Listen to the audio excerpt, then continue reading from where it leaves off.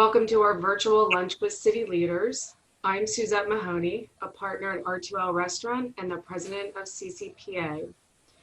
So we have partnered with the African American Chamber of Commerce for a variety of events in the past, but it has never been more important for all of us to come together to listen, learn, and commit to really getting to know each other and to better understand the injustice and inequalities that have existed for a very long time. As today's speaker has said, we need to work on perseverance through partnership. CCPA stands in solidarity with Black Lives Matter. We stand with those who are protesting to demand justice. Social justice is for everyone, and we need to fight for real, lasting change. Communities have the power to change the status quo. Change is hard fought, and we are committed to this fight. We all have a lot of work to do to make Philadelphia a better place for all. And CCPA will continue to look for ways to educate and connect people to help Philadelphia business community overcome the challenges that lie ahead. We will continue to shift our programming and networking offerings to best support our members and guests. And we want to hear from you. So as we go through the program today, you can put your suggestions in the chat feature, and we certainly welcome all suggestions. Let's review a few details about today's event. We are recording this so that we can share it with you all afterwards. You are encouraged to use the chat feature to ask questions, which we will answer at the end. Feel free to comment and connect with each other. We will mute everyone to maintain audio and visual controls, but we may invite you to unmute at certain times. And just as a reminder, you are live on video, but if you need to take care of business, feel free to turn off your video. CCPA is an intimate and diverse group of business owners, executives, and managers looking to build relationships and offer each other meaningful resources. That hasn't changed. We will continue to bring you unparalleled access to speakers, decision makers, and leaders who are shaping Center City. We will also continue to keep our members and guests informed about business challenges and opportunities in Philadelphia and help them become Center City smart. And now to touch on a little bit of our future programming, all of this is still virtual. The next Lunch with City Leaders is July 15th with Patrick Harker, the president of the Federal Reserve Bank of Philadelphia. The day before, on July 14th, we have our next Meet the Developers, and you can find a full schedule of our events on centercityproprietors.org. I'd like to acknowledge our sustaining sponsors, our preferred benefits provider, Michael Craig of Penworth Financial Services, and WeWork, which is the home of our headquarters. Lunch with the City Leaders is presented by Citizens Bank and sponsored by the Community College of Philadelphia, KYW News Radio, Lev Lane, Pico, Post Brothers, Visit Philadelphia, and Friedman LLP. And now it's my pleasure to introduce Suzanne Spinell-Schuster, CCPA board member and director in charge of accounting services at Friedman.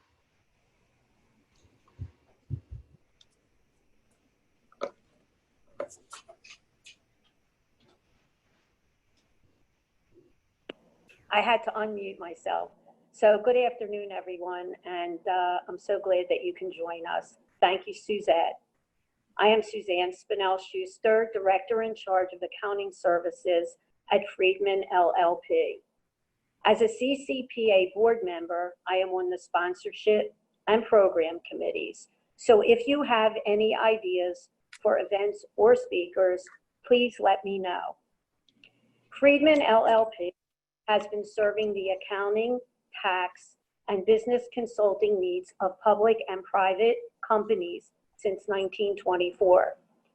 In the wake of the most sweeping changes to the tax code in decades, the inception of the CARES Act and the PPP loans programs, our tax professionals continue to inform and empower clients to best position themselves and their business for success. Ask me for details or visit friedmanllp.com. Now, it is my honor to introduce today's speaker. Donavan West serves as the president and CEO of the African American Chamber of Commerce of Pennsylvania, New Jersey, and Delaware. Donavan has been recognized for his leadership and impactful community-based contributions by the Philadelphia Inquirer, American Cities Foundation, Penn State Alumni Association, Juneteenth Coalition, and GlaxoSmithKline, just to name a few. Donavan has a heart and passion for serving others, holding leadership positions on numerous boards and community organizations in Philadelphia and abroad. He was appointed by Mayor Kenny to serve on the Mayor's Commission on African American Males, a joint effort between the Mayor and the City Council that aims to effect positive outcomes for Black men and boys. So now, please join me in waving a warm virtual welcome for Donavan West. Thank you very much. I really appreciate that introduction. And I see some of you based on your backgrounds that, you know, I'll try to stay focused because they look like places I'd rather be right now. But nonetheless, let's move right along. As you just now mentioned, my name is Donavan West, and I'm excited to be here this afternoon with you all to just talk to you a little bit more about what the African American Chamber of Commerce does and you know, what our vision is for 2020 and 2021 and going forward. And, you know, just a couple of things, you know, the African American Chamber of Commerce is 27 years old, and the focus of the African American Chamber of Commerce is to, you know, provide businesses access to capital and to, you know, resources that are going to be able to yield, you know, more money, not just for the business, but overall for the community. In addition to that, you know, in terms of the areas that we cover, you know, to be more specific, South Jersey and North Delaware, as well as, of course, Southeast Pennsylvania are the areas that we focus on. The businesses that we actually serve are primarily in the professional services areas, but also we focus on, you know, other businesses that are in retail, food service, hospitality, just to name a few. And currently our membership is right around 500. You know, of course, as you know, during these most trying times, our goal as a chamber is to really stay in touch and take the pulse of our members going through this very traumatic time, as many of you are also experiencing. A little bit about myself. I just took over the chamber in October. So prior to that, I was the COO of a nonprofit called People for People. I've been at that organization actually for 16 years. In a number of different capacities, but you know, People for People is a faith-based nonprofit that has a lot of different facets to it. And so during that time, you know, I was able to actually manage a number of different employment and training programs, a fatherhood program, pregnancy center, preschool, charter school, banquet space, and about 16 to 18 different parcels of land. And at times, of course, development partnerships, like with Project Home, and also some partnerships with Salvation Army and a couple of other organizations. So during that time, as you would imagine, there are a lot of moving parts, you know, everything from dealing with the Commerce Department and PIDC to dealing with auditors and, you know, federal, local, state, the whole nine. So it gave me a wealth of knowledge to know how a number of different businesses and organizations, you know, need to operate in order to actually affect change in the community. But also during that time, right when I was starting at People for People, I started my own company, and it was called Multimedia MD.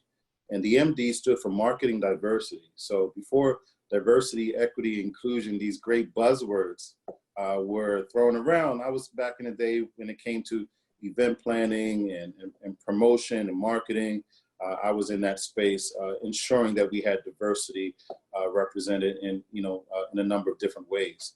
And since then, I changed the name in 2015 to Culturally Congruent Solutions, where we focus again on, you know, diversity, equity, inclusion, professional development, workforce development, things of that nature. So this this new position at the chamber actually was something that it was all in the writing, from years ago before I even knew, right? One of the early clients I had actually was Community Capital Works.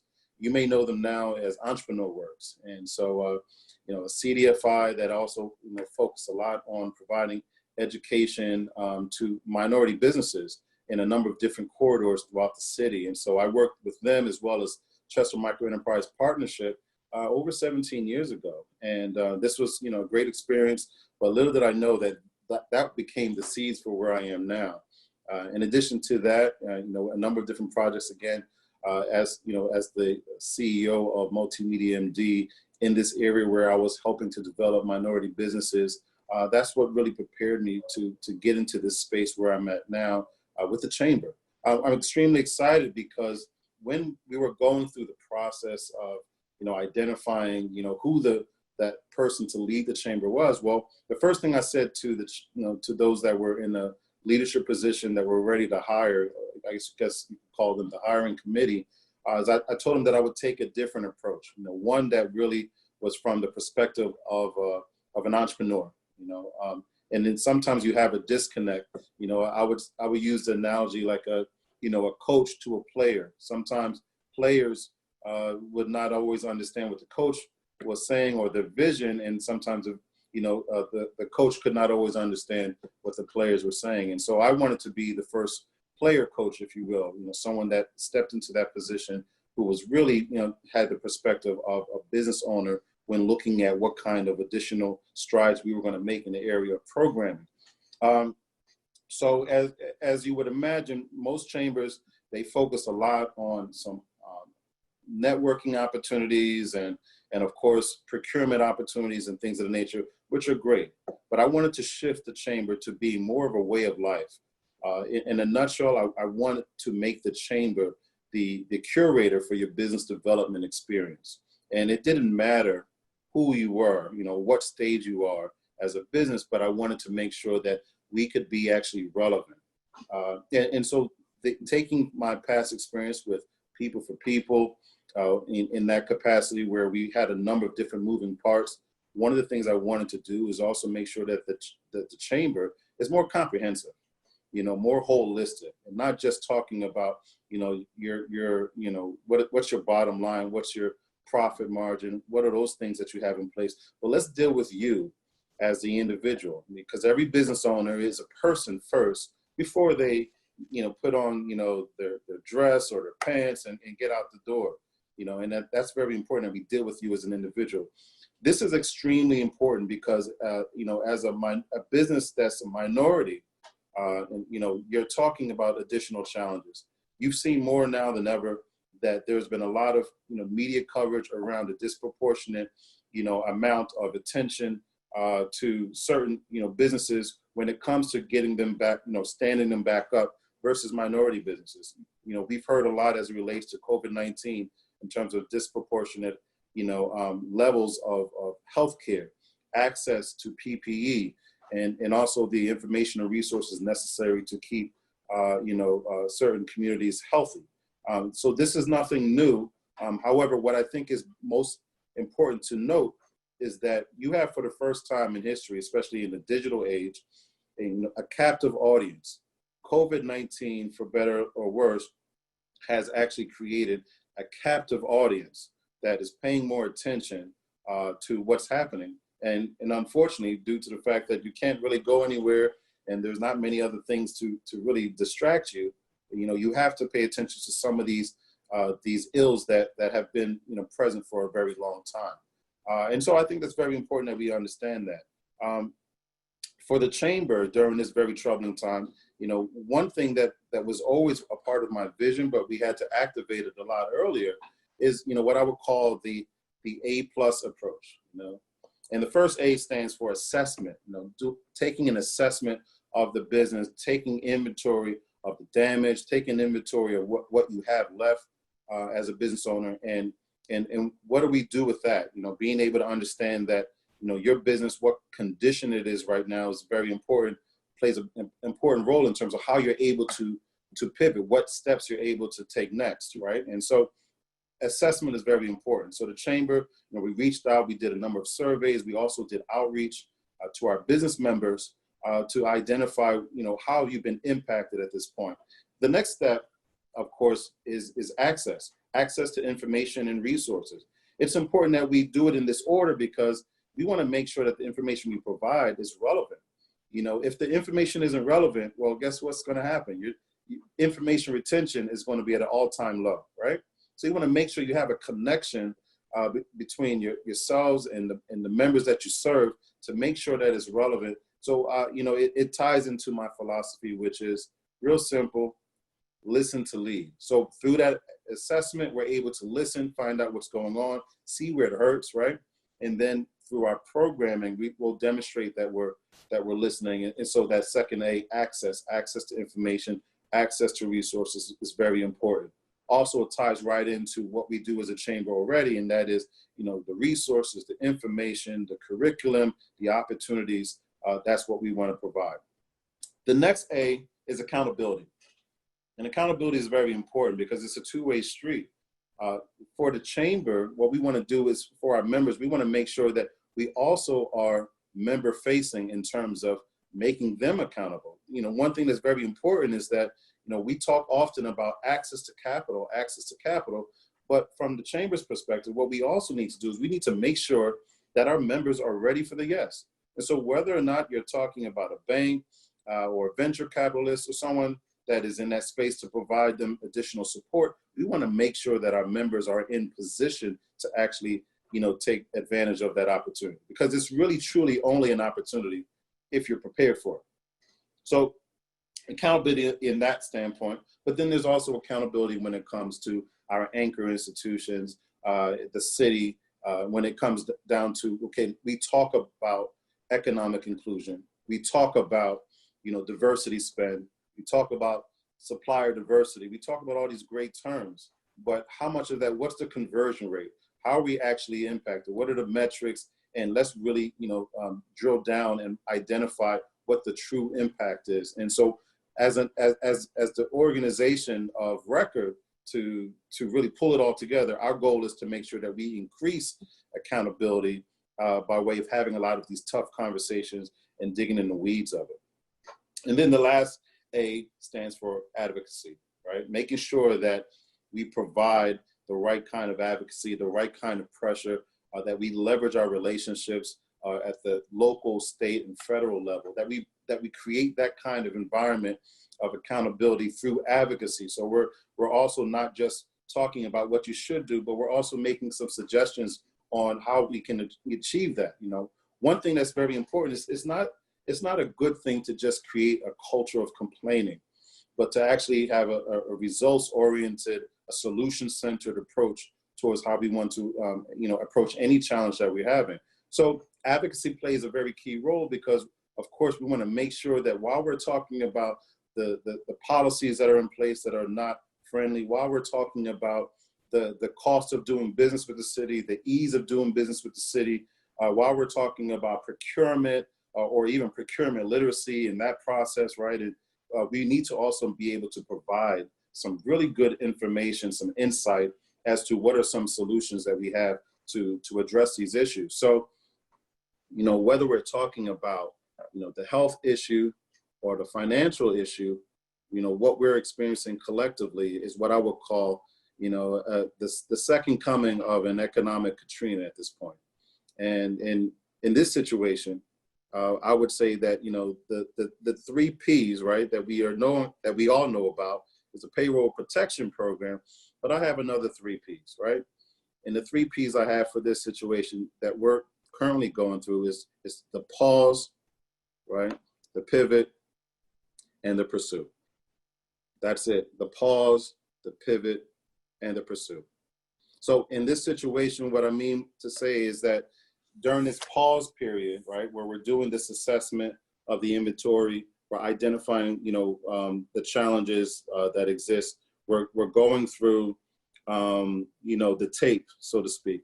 For those who have played sports, or for those who are, who are even looking at, at crime mysteries, we typically go to the tape and we look at what just transpired.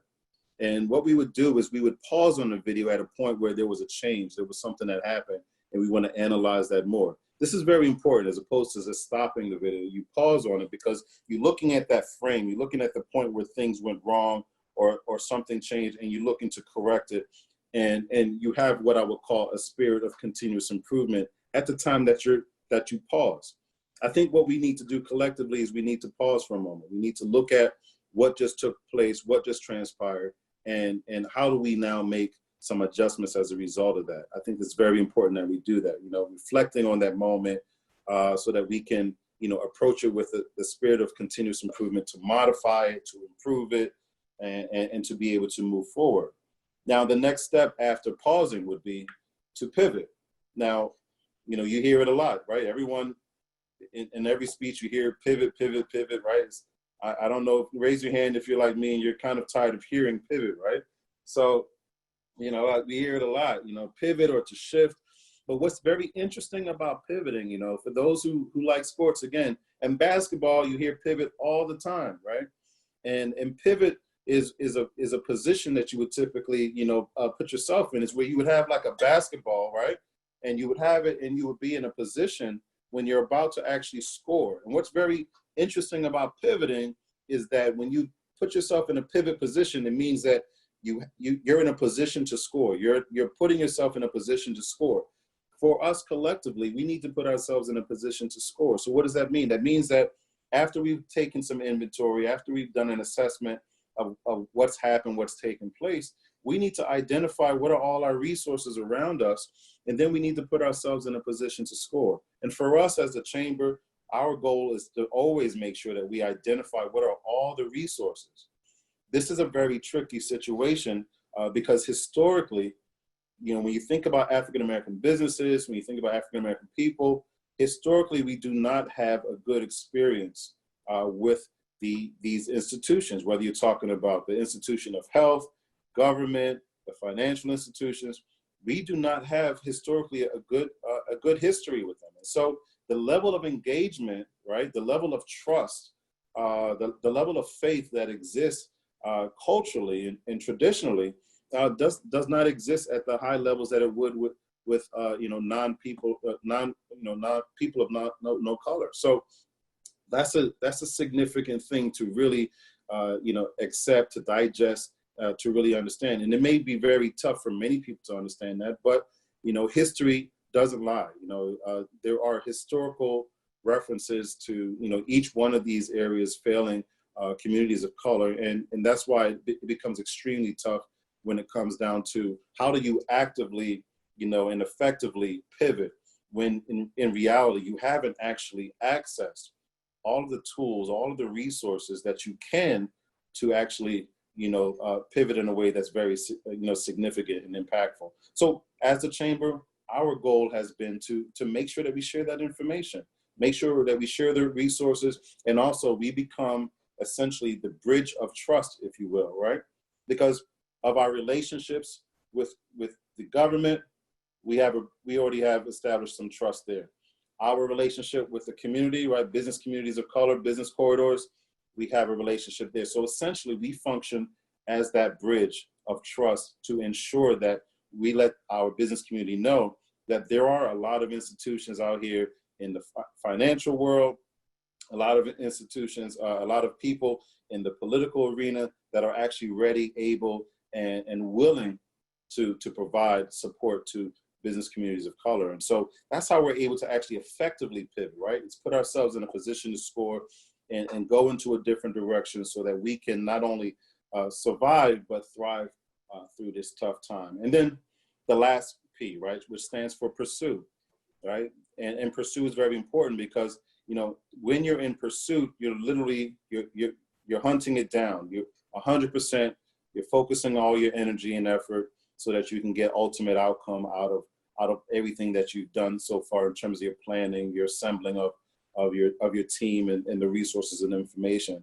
And I think it's important that, while we're in pursuit, the chamber again plays that other role in terms of providing accountability, making sure that there's a certain level of development within a certain time frame, because again, these opportunities are fleeting. When we talk about Currently, right now, we have at the government level, state level, we talked about the $100 million specifically for historically disadvantaged businesses, taking full advantage of that and understanding that time is of the essence. So we need to be able to do this within a short time frame so that we can be able to access these resources and these grants, right, that are not loans, not forgivable loans, but grants, is an opportunity for them to access, actual equity, right? Not debt, but equity into their business and to help restore and restart their business. And so what does that look like? We want to, again, play that role where we are, the curator for the business development experience, providing context, providing, history, providing additional guidance so that they can be able to turn this into an investment as opposed to just a Band-Aid. So I know I said a lot within a short period of time, but, in sum, when we come down to this pursuit, the goal is for us to make sure that during this time that we're pursuing, a new way of doing business, during this time that we have all been forced to change our behavior, it's important that we start to make some adjustments in changing our behavior in other areas as well. You heard at the top of this, references to, social injustice, and it's a very ugly situation right now. You've seen civil unrest. You've seen a lot of different things, and you hear many people asking the question, so where do we go from here? What do we do now? There's a couple of things we need to do differently. We need to adopt a new way of thinking. We need not to think about how many ways we can hold on to, how life used to be. We have to properly mourn the fact that life will not be the same. So all the decisions that we were planning on making and the plans we had, at the top of 2020, I'm sure you guys would have to join me in properly mourning 2020, right? 2020 was going to be this amazing, and it's been amazing, right? In a different kind of way, right? And we have to get our arms around that, right? And be able to move forward. But in doing so, we also need to accept the fact that there are things we need to just do differently. We have to just get into that space. And while we're talking about just our behavior in terms of social distancing and these masks and these gloves and all this other stuff, we also need to think about how we redefine how we do business as well. Redefining the role between business and government also is very important. Historically, the government has been the auditor, the governor, the taxer, and in certain cases, the bailout mechanism, right? And instead, repositioning the government to be more of an investor, a supporter, an educator, a protector, an enabler, right? We need to look at how can we actually make that happen.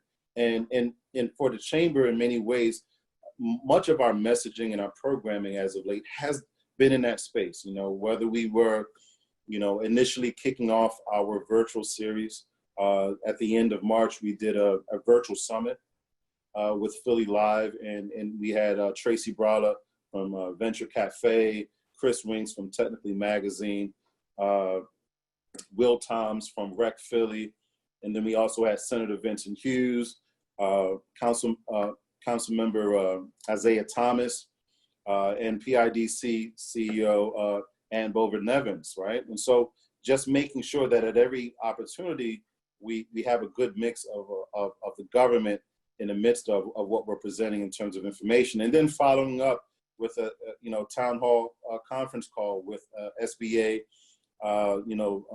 Administrator Ashley Bell, who's also in the White House, represents the Director of Innovation and Entrepreneurship and Entrepreneurism, and then again moving forward in another partnership with Lendistry as they came to Philadelphia to assist with providing minority businesses access to PPP funds when the first round did not connect with a lot of small businesses, as you all very well know. So I think that, again, just focusing on redefining the role between business and government is one of the areas that we need to look at.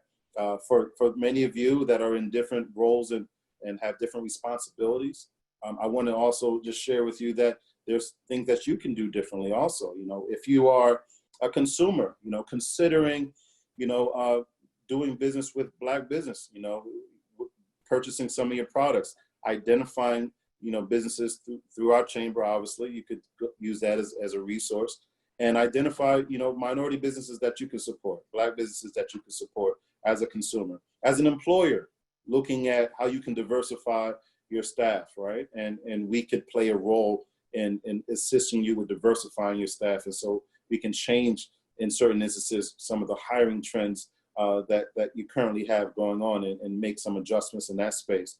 As a business owner, obviously, when it comes down to supplier diversity, there's a lot that we can talk about in that space as well, in terms of how to have greater inclusion and execution amongst, you know, minority businesses of color.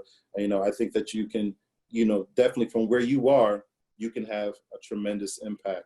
I know, again, I said a lot within a little bit of time, but I believe at the end of the day, if you have any questions, you know, please, I'd like to, you know, hear anything that you have to say. But I think that if we move into a space where we are analyzing where we went wrong or what we can do better, and if we approach it with a spirit of continuous improvement, we can actually make some significant impact. And last but not least, I'll just share an analogy that, you know, we don't, you know, I was paying attention to the NASCAR issue as of recently. You may have seen that with Bubba Watson, and I was just, you know, thinking about NASCAR overall. And I looked at, you know, how one of the areas when it comes to NASCAR is that's really, you pay a lot of attention to, well, I did, was how they were so focused on the speed it takes to change a tire. And I want to warn everybody against just getting into the spirit of just changing a tire with so much speed. You know, we don't really stop and think and say to ourselves, well, could it be how the driver is driving that they're popping the tire so fast? Could it be the conditions of the track that this tire is popping fast? Could it be, you know, what are some of the things that are happening that, you know, could be impacting why you need to change a tire right now? And I think that's important, because in many instances, you know, we may throw money at the problem. We may say, you know what, let's make a donation here. Let's do that. Let's get the car right back on the track. But we're not thinking about why that car is off track to begin with. So I think if we take this opportunity to do a little bit more analysis, to take more of a critical approach, but in a constructive way, and just understand at the end of the day, it's going to equal a change in our behavior, I think we'll be in a better place. Thank you. Thank you, Donovan. I like the tire analysis, and I guess, I mean, you can use that for any situation that arises. You know, if there's a problem with somebody wearing a mask at the store, you have to realize it's not just that situation. There's so much behind it, and you have to look at all the different angles. I just want to remind people that you can post questions in the chat, or raise the little blue hand under your name. But I do have a couple questions I can start with. Donovan, can you address if you or your chamber works with the schools, the Philadelphia schools, and if so, how? Well, just recently, we were just talking about how we want to provide some additional support to schools, and more specifically, there's a delivery of food that we just now coordinated in partnership with Uplift, and this delivery is going to be at 700 North Broad Street in the major parking lot. There's a big parking lot right behind the church, and it'll be enough food to serve 100 families. So, you know, we've teamed up with Uplift to coordinate that, and, you know, we wanted to target a space where, you know, at 700 North Broad, there's a preschool there that serves about 150 children, and then the charter school, which has about 500 plus children, and they all qualify in terms of just, you know, functioning under the poverty line. So we wanted to be able to access, you know, some information, quickly and get the food out. So that's one way that we're working with the schools. Another way that we plan on working with the schools is through mentoring, business mentoring. And so, there's a program that we want to get off the ground. It's called Raising Your Heirs.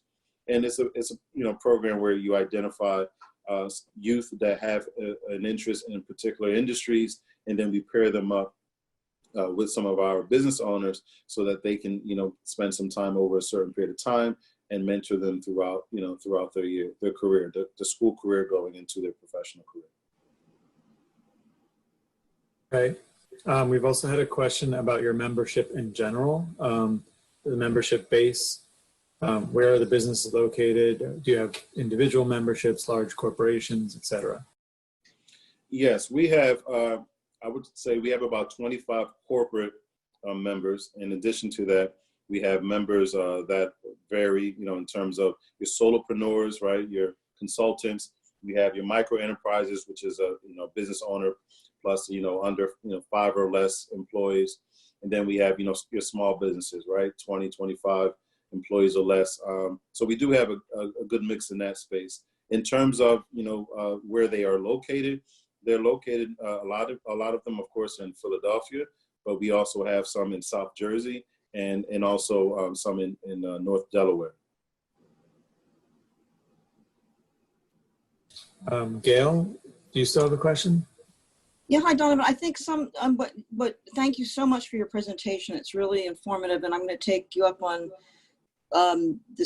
what your chamber is offering in terms of the employment and access to the minorities that we can help out as business owners. I'm a real estate lawyer, so you kind of answered, Ben kind of brought it up, I guess, with the food to schools. Like, from the business perspective, we can all take care of each other and we can interact with your chamber and that could be, and that can be taken care of. I'm worried about the people that don't even have this A that you're talking about, the access. And I interact somewhat in real estate with that because people are calling about devastating things about their real estate.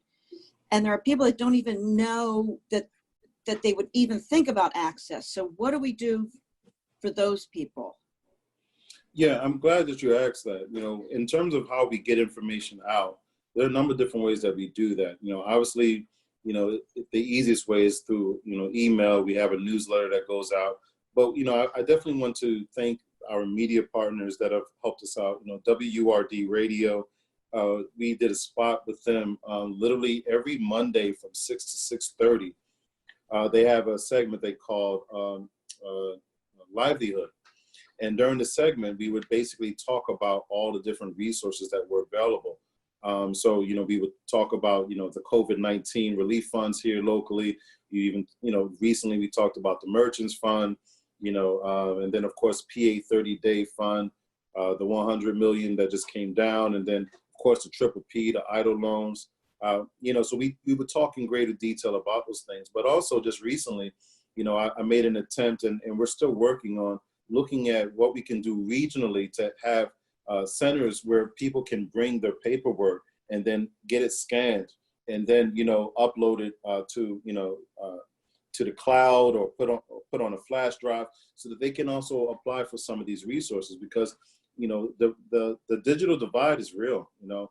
We talk often about, how these funds, we have funds, earmarked or allocated for minority businesses, but we're missing another key issue. And that is, how do we just assume that they have access to this portal, right? And while that may be something that we all are very familiar with, there are tons of businesses that, that are not. And so we have to be very, sensitive to that and see what we can do to make that happen. So we're working right now to figure out how to, again, have, greater inclusion by way of making putting together some systems that allow for a greater conversion of these funds to the intended market.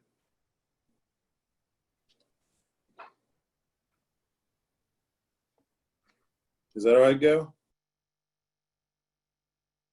It is. I just feel people, even with that, they don't even have access to what you're saying. I mean, you talk to people on the street, and I get a lot of calls too from, they somehow get my number as a lawyer, and people are in real distress and just, even if they talk to just people in stores, they don't even know the word access to even think that there's something out there for them. And they're so grateful if I tell them something that to me is like, you could have found this out yourself. I didn't do a magic trick for you. Or like people they just don't know. And even it's more individuals, I guess I'm talking about than more than businesses also. It's like, and there is suffering because there's no they don't know about the access. Not, once they have the access, I think they'd be in a great place, but they don't even know. Yeah, I think, but part of the challenge, right, is making sure that how many ways can you notify them, right? And this is another way that we do it, right? It's by the way that things go virally, right? Is literally everyone says, oh, this is cool. This is something I think someone else will like. And then they move and share that information, right? They move the data out there. So one thing that we've done is literally, with the virtual summit, that was one approach. Then we did a conference call, right? A major conference call in partnership with the PA Black Legislative Caucus. We did that. So that was a conference call. Then we did WebEx, and we had Zooms. And then we also, I tasked my team, Barry Johnson and Tiffany Gilbert. They're amazing.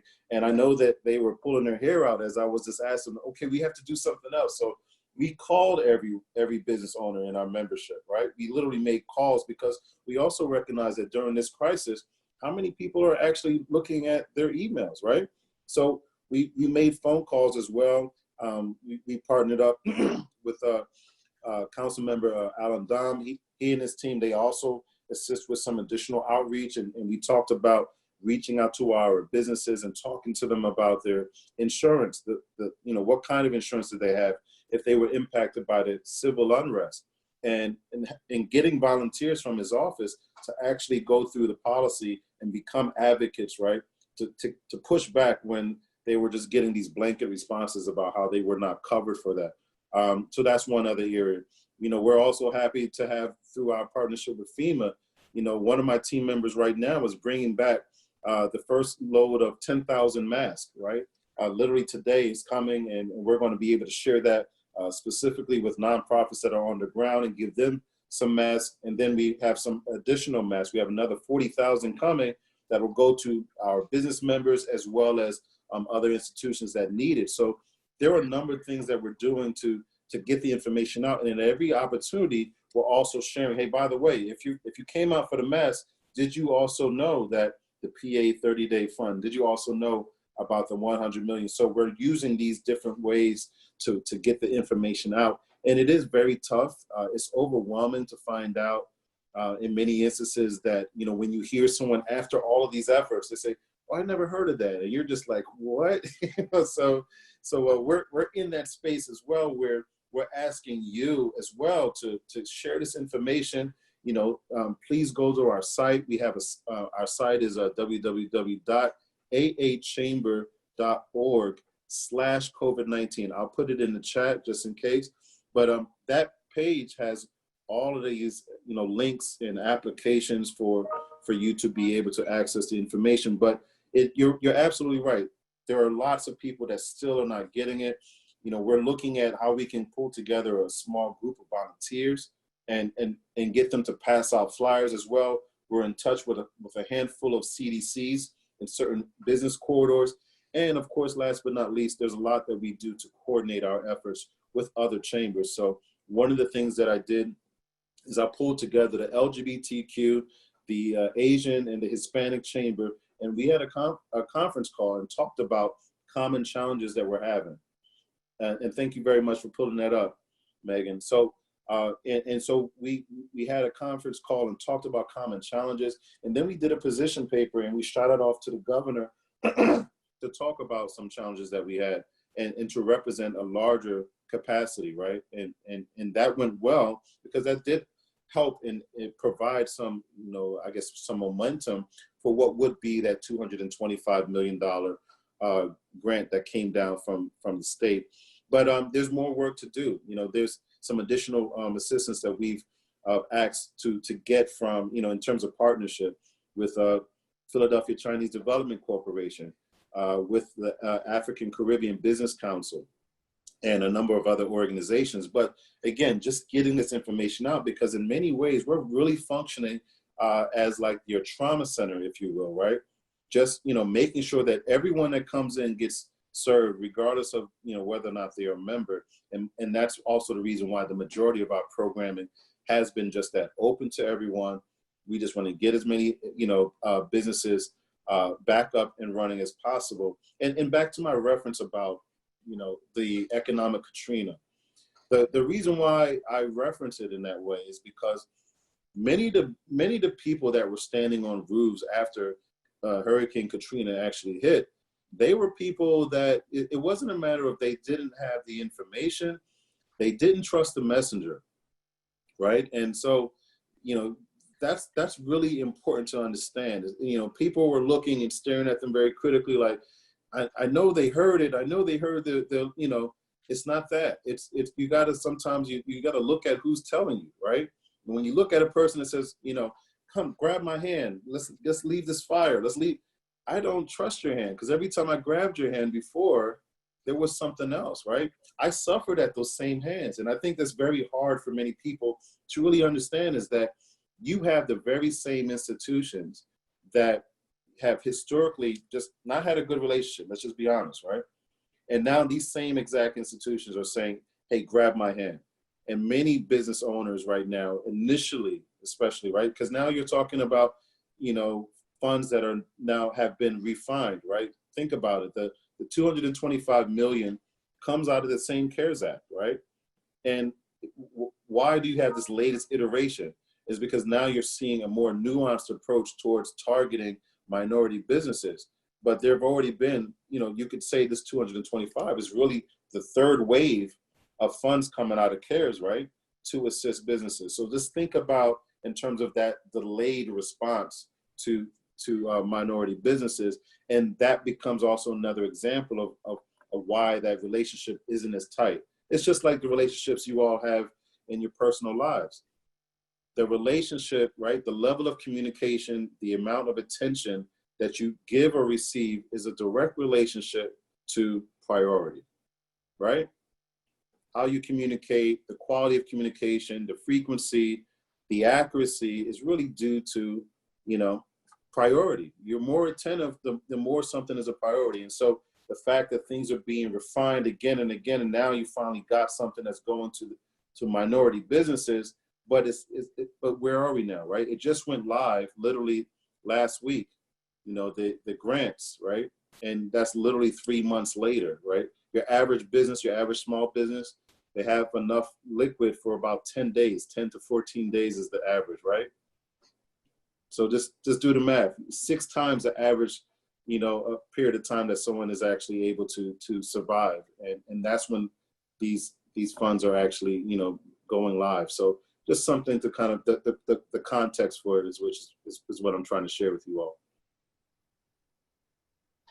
Thank you for adding that these additional things. Hey, Gail, I read body language, and I looked at you and I said, you know what? She's not, I didn't give her enough information, so I circled back to you. Okay, thanks. Yeah, thanks so much. Yeah. You're very welcome. It's great to have you here today. Thank you. Megan, can you post Donovan's email address also, please? Is that okay, Donavan, with you? Absolutely. Okay, thanks. We had a question about, Donovan, your chamber's efforts to work for workforce development groups regionally, if there's a strategy for greater economic opportunities. Well, some of that, we've had some conversation, a preliminary conversation with Philadelphia Works on the topic of workforce development. A lot of it dealt with, identifying, what are the trends, and also where our business owners could also play a part in terms of providing some additional support. We need to revisit that. Obviously, coming out of this, there are a couple of things that we're concerned about as it relates to the workforce, not just, getting jobs, but also, that the minimum wage issue. So, from an advocacy standpoint, there's some things that we need to address in terms of the design, what it looks like. The other end of workforce development that we're approaching it is identifying businesses that we can scale up, right? And so when we're able to scale up some of these businesses, we also know that we'll be able to provide some additional, opportunities for these businesses to hire more people. And then there's another level of workforce development that's needed within that, within that space.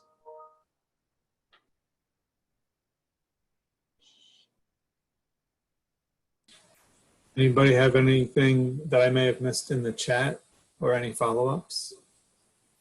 Hey, Ben, it's Eric. Is it okay if I go ahead and ask a question?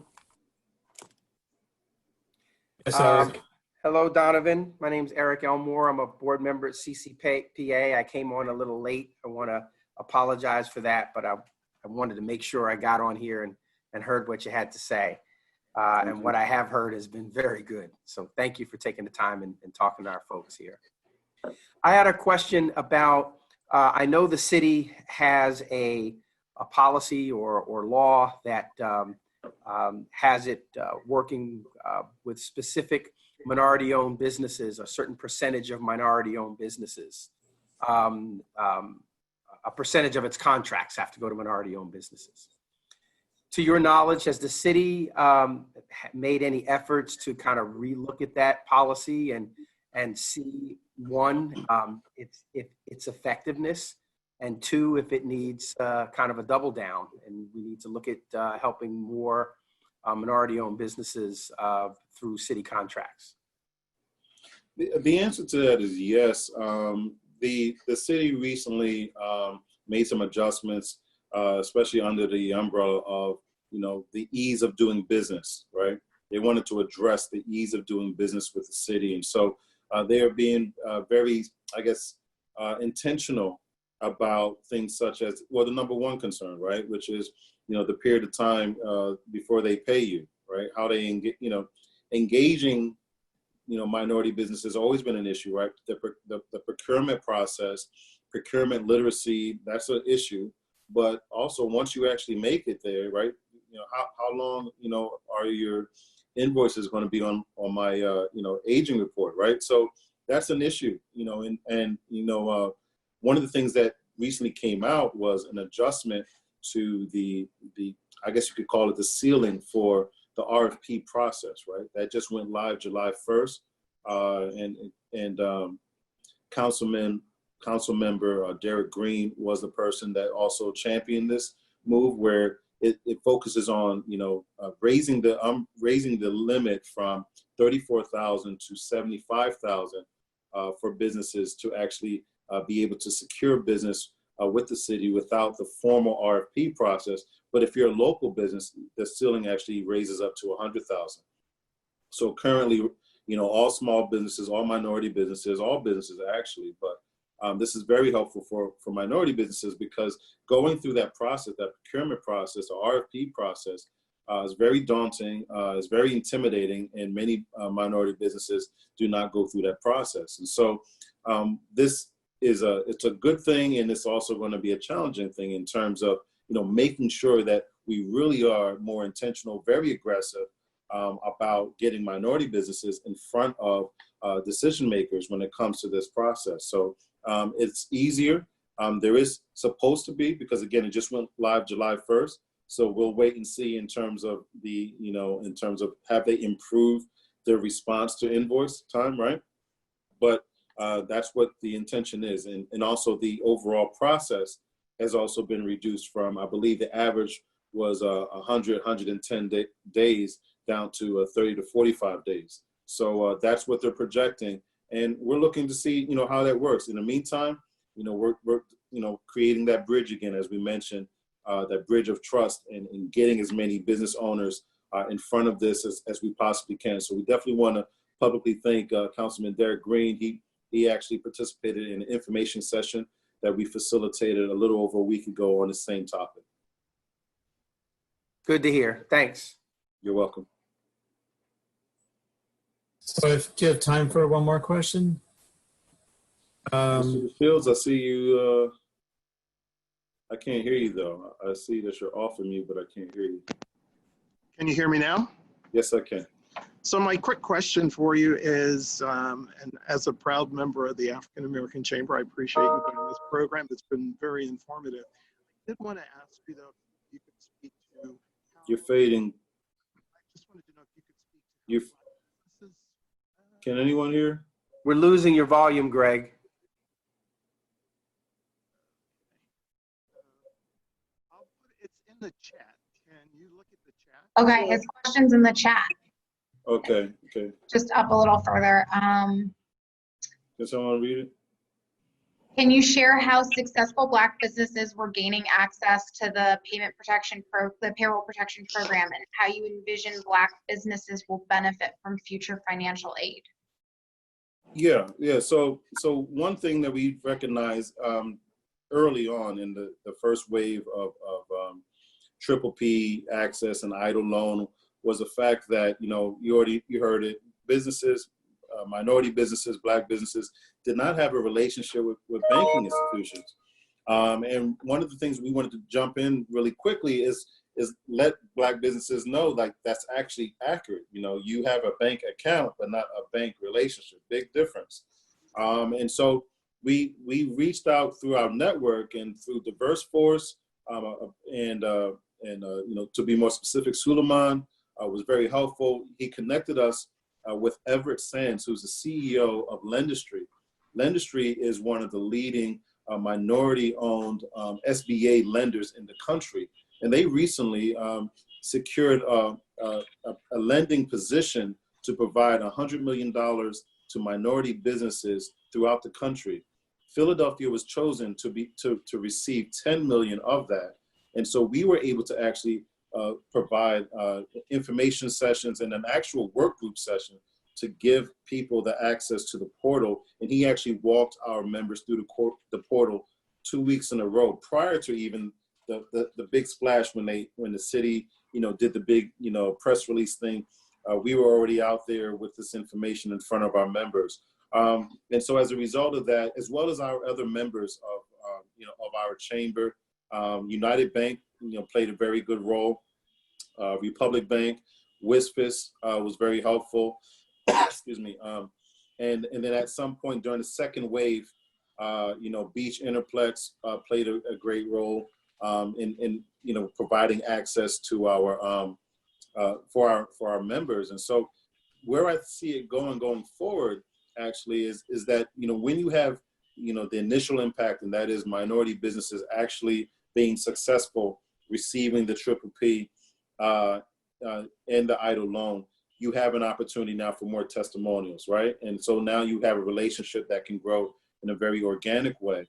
For us as the chamber, we want to continue to encourage that, because as you know, the triple P has been extended to August. And so, that's good news, because there was over $100 billion, billion with a B, right, left in that fund that had not been accessed yet. So, we want to still encourage them to make sure that as you're accessing funds, it's important to, of course, we want to go after grants, but then after grants, you have forgivable loans, and then after forgivable loans, loans. But to diversify your portfolio, and most importantly, have a plan, right? It doesn't matter if you won the money or if you had to apply for the money. It doesn't matter. Without a plan, right, you will actually more than likely waste the money in some way, shape, or form. I'm sure you guys had an opportunity to watch one of those specials on the lottery winners, right? That won $5 million, $10 million, and then they're broke again, right?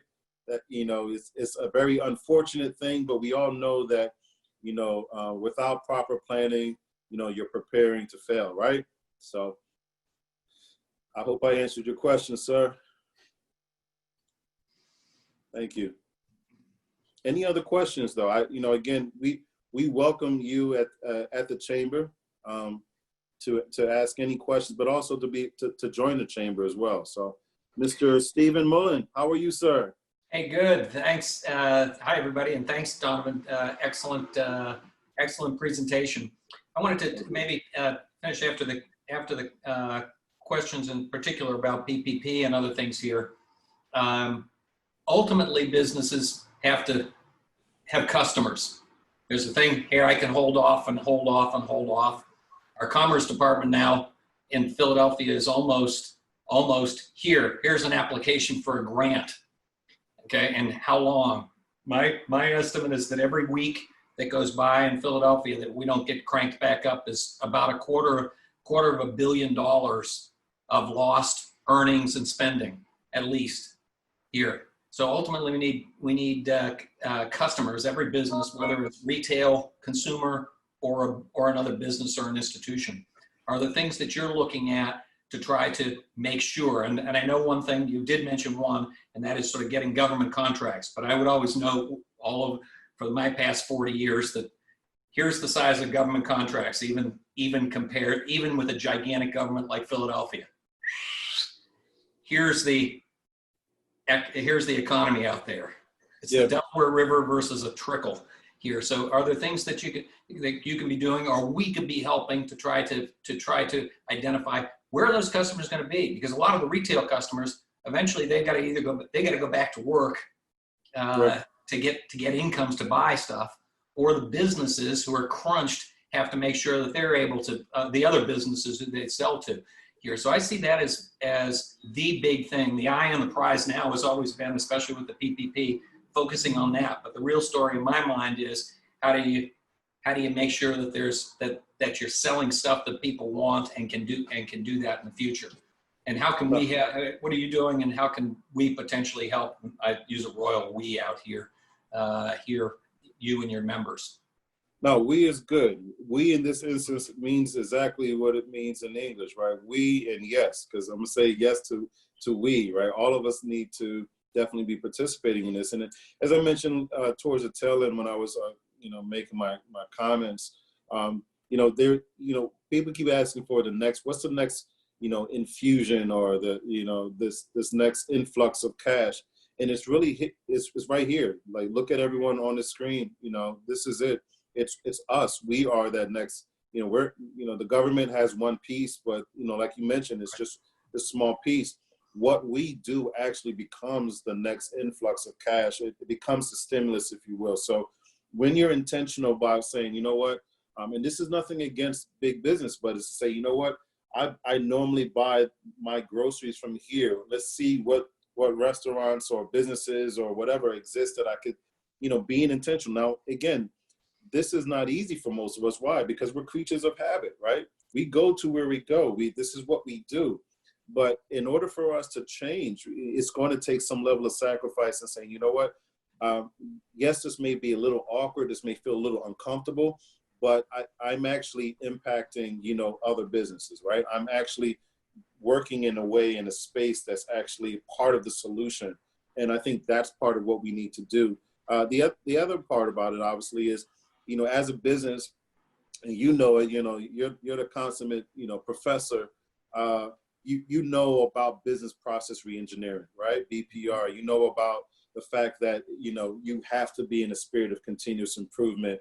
And you know that if you stay committed to your dominant logic in terms of how you have operated your business, you are definitely going to be counted as a casualty, unfortunately.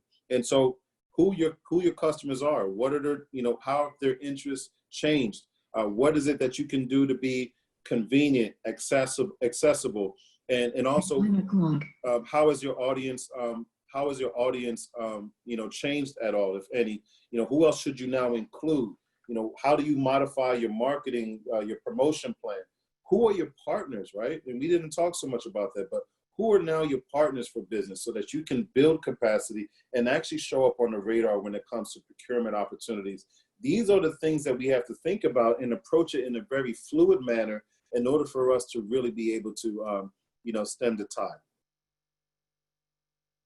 Thank you, sir.